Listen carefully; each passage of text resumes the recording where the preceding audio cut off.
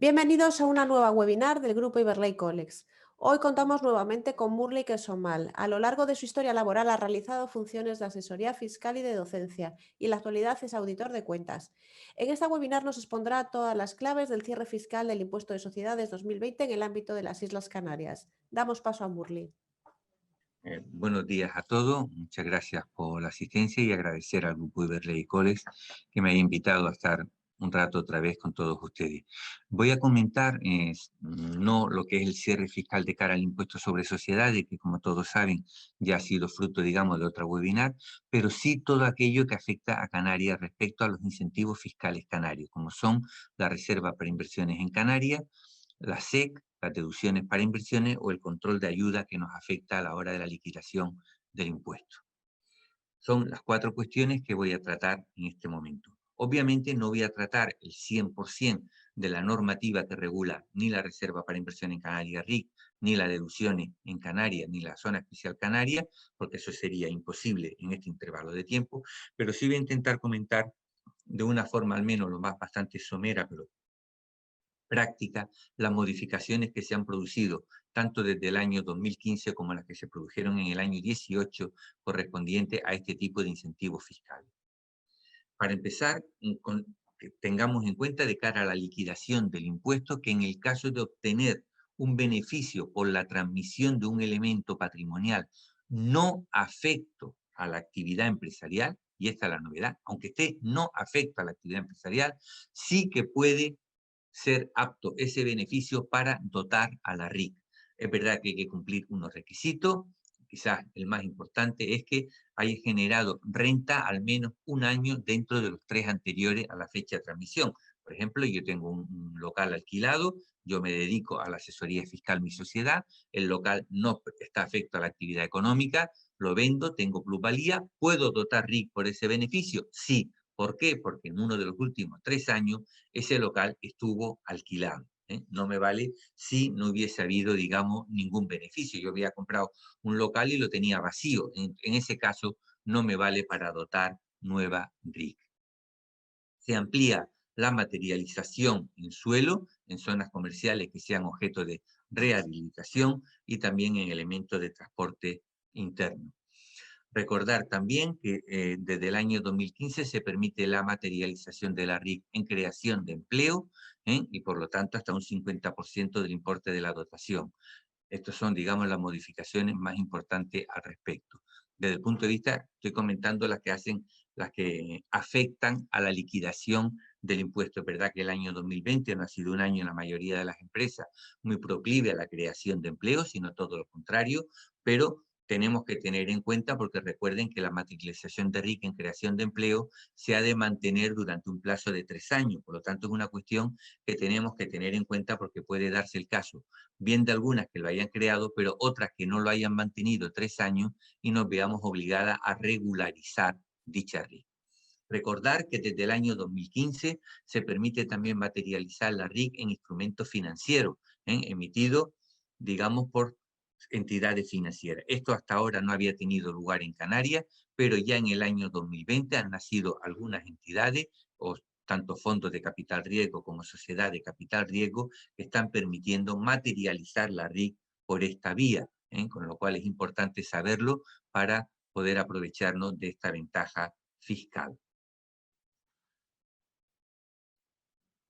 En cuanto al tema de los activos fijos, recordar que si nosotros tenemos un elemento afecto a la RIC y lo vendemos antes de cumplir el plazo de 5 años, estábamos obligados a mantenerlo, con anterioridad a la modificación que se produjo hace unos años, tendríamos que reinvertir el importe total, digamos, del bien que habíamos sustituido. A mí me costó una máquina en 100, la he tenido 4 años, la vendo ahora en 60 o 70, pero tengo que reinvertir 100. Con la nueva modificación, no. Lo que tengo que reinvertir es solo el valor neto contable. Es decir, si llevaba 4 años y llevaba 40 amortizados, ahora solo tengo que reinvertir 60, lo cual es una gran ventaja, porque no estaríamos incumpliendo el requisito inicial y necesitaríamos una menor inversión. Esto es muy importante, sobre todo para empresas industriales que constantemente están renovando su maquinaria, sus instalaciones. Y además, ya se nos dice de una forma expresa, porque antes no estaba recogido en la norma, que esta reinversión ha de hacerse en un plazo de 6 meses. Ya no hay que presentar un plan de inversiones, pero recordar que sí tenemos que presentar un plan de inversiones anticipada cuando se dé el caso, especificando simplemente el sistema de financiación. Entiendo desde un punto de vista práctico que no tiene ningún sentido esta presentación, porque es decir, he hecho tanto de inversión anticipada y me he financiado con recursos propios, con recursos ajenos o con los dos, sin tener que especificar nada más.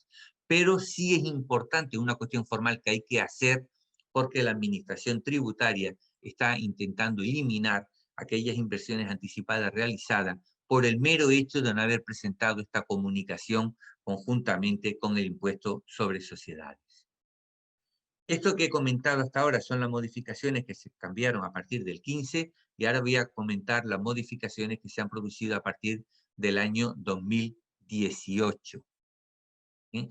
Aquí se vuelve a ser, digamos, la legislación que teníamos antes en cuanto a lo que dije de elementos patrimoniales no afecto a la actividad empresarial, eso sí que vale, pero además hay una modificación importante y es que un elemento que se hubiera utilizado como materialización de RIC y aplicado a una dotación del año 2006 o anterior, puede ser susceptible de valer como materialización nueva de RIC a otra empresa en este momento. Es decir, yo compré un local en el año 2007, lo afecté a la RIC del año 2004 y ahora vendo ese local a un tercero.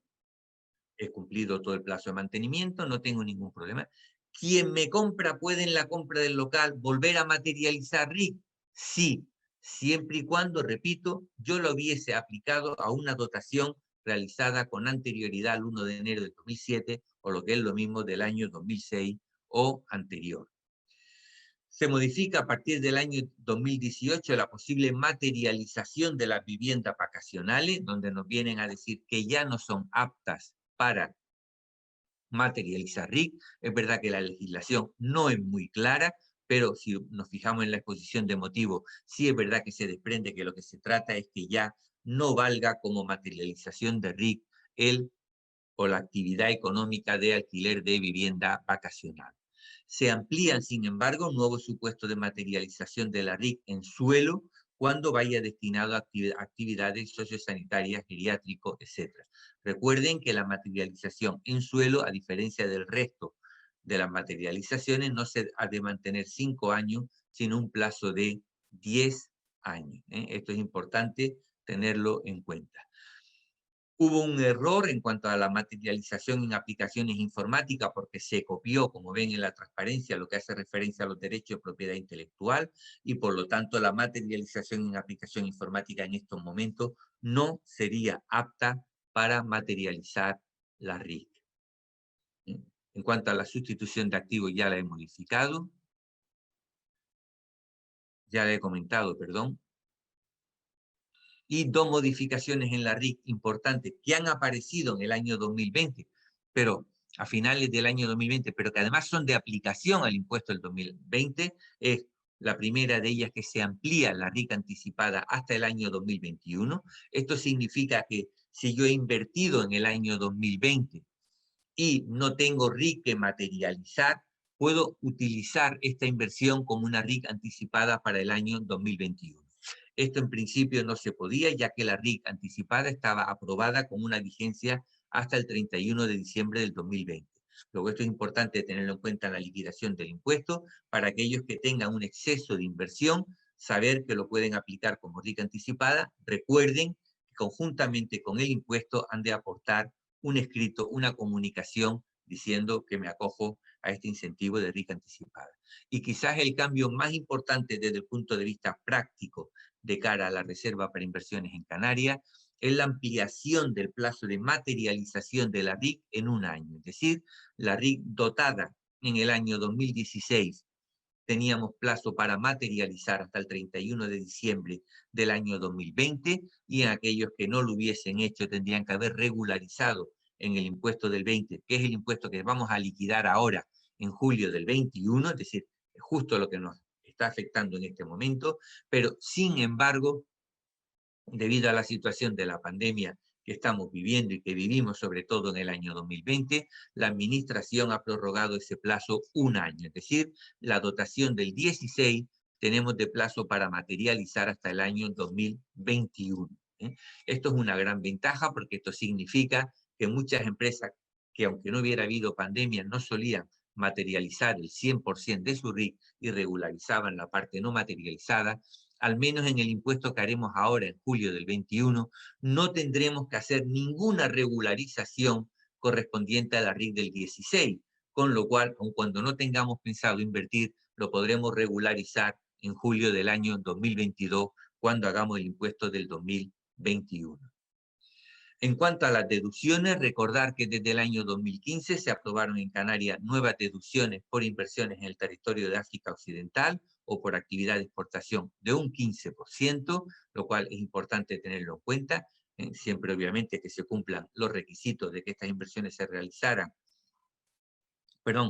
que después de realizar estas inversiones en el plazo de un año se realizaran actividades económicas en estos países y que al menos la participación fuera de un 50% en dicha filial. Esos son, digamos, los requisitos más importantes.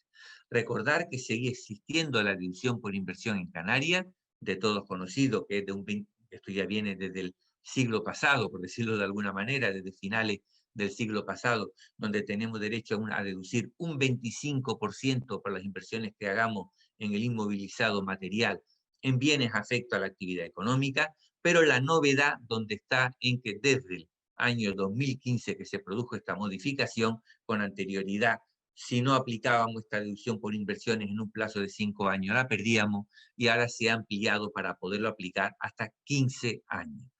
Repito, la deducción del 25 es la misma que teníamos antes, repito, desde finales del siglo pasado, pero el plazo de aplicación de esta deducción se ha ampliado de 5 a 15 años.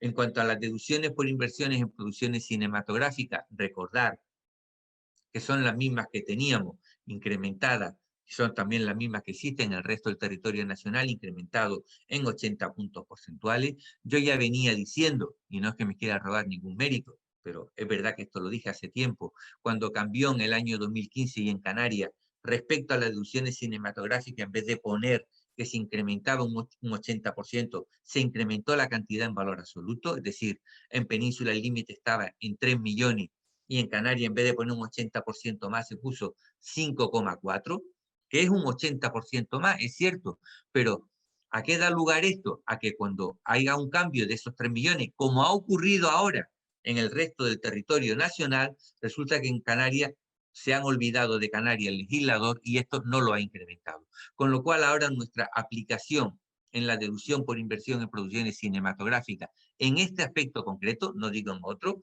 estamos, digamos, o la ventaja fiscal que tenemos es inferior a la que existe en el resto del territorio nacional.